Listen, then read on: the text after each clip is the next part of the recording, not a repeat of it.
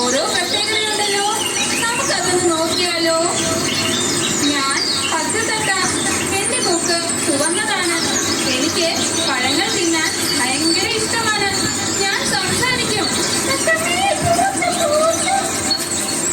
ഞാൻ കാക്ക, എനിക്ക് കറുത്ത നിറമാണ്.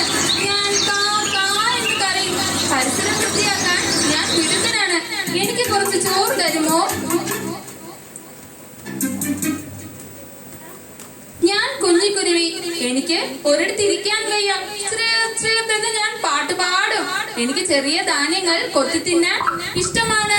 നിൽക്കൂ നിൽക്കൂ, എന്നെ നോക്കൂ. ഞാൻ നമ്മുടെ ദേശീയ പക്ഷിയാണ്.